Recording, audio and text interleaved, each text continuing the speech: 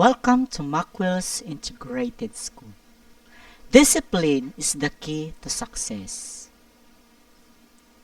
Our school at Macwell's Integrated School Incorporated, beside equipping us academically, furthermore assist and mold us to become responsible, compassionate, and disciplined individual.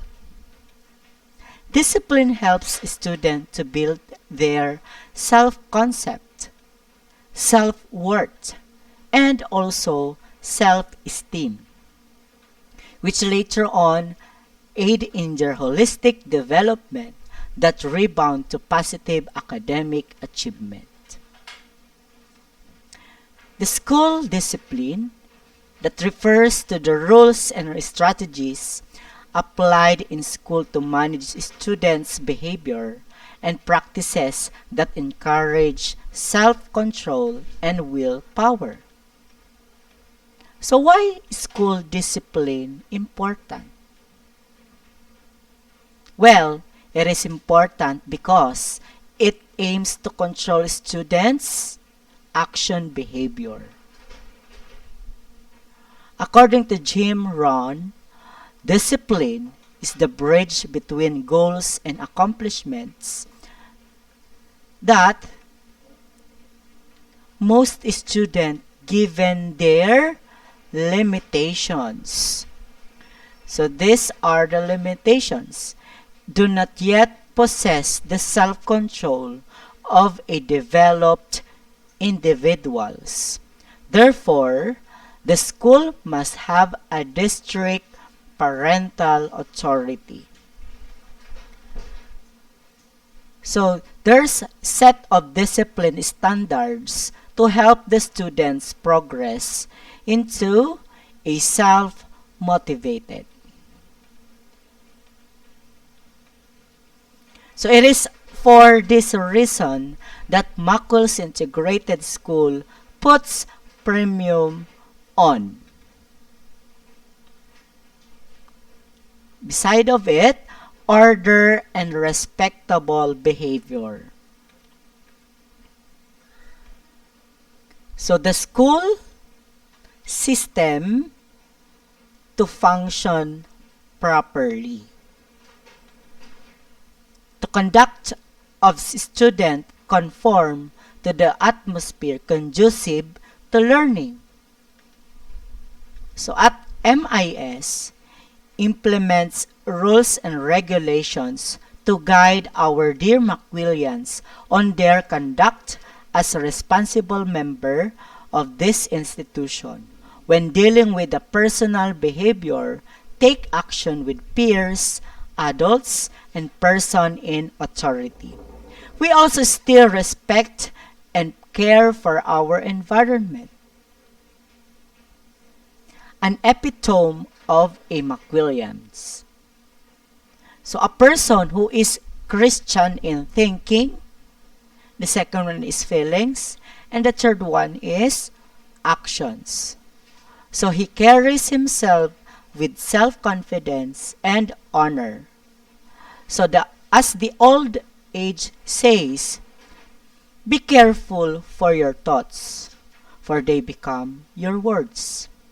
Be careful for your words, for they become your actions. Be careful for your actions, for they become your habit.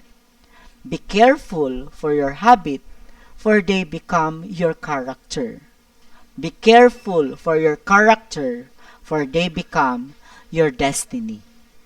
So it is attributed to Lao Tzu, a mythic philosopher of an ancient China. One thing that sets successful people apart in life is their ability to admit when they don't know something. So anyone can be benefit from the simplicity when we pause and reflect on teachings.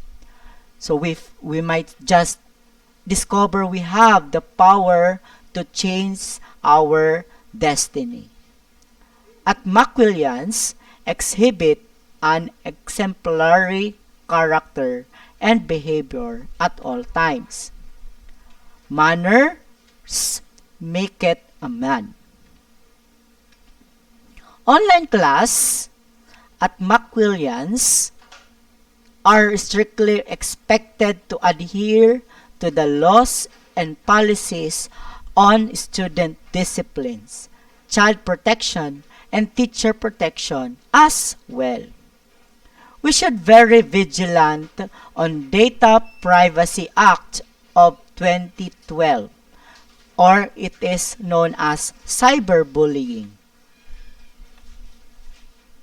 Limited to uploading such as videos, images, internet, and also the YouTube. Sending messages in CP or in cell phone.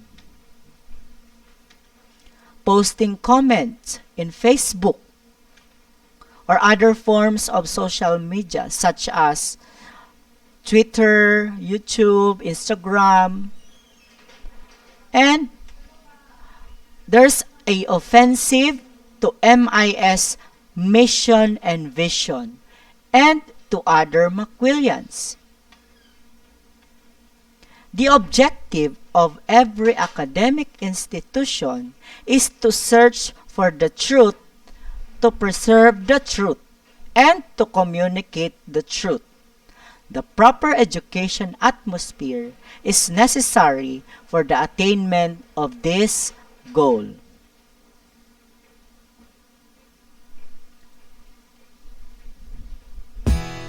So, student formation and reminders.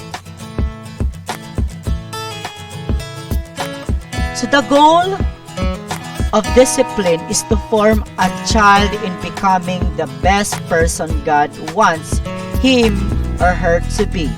So the school rules and regulations are meant to be shaped and strengthen his or her character and ensure an environment that will make learning possible. What is netiquette? Netiquette comes from the word internet and etiquette. So that is the meaning of netiquette. Number 1, it is set of rules for acceptable online behavior. Next, number 2 is similarly online ethics focuses on the acceptable use of online resources in an online social environment. So as a general rule, whatever written in the student handbook is still applicable for this school year, especially to those related social media, academic dishonesty, and also cyberbullying. Dear parents, we are partners in molding our children to the best person they can be. Let us help one another in forming them Christ-centered and social as a McWilliams. That is all things God may be glorified. Thank you and God bless.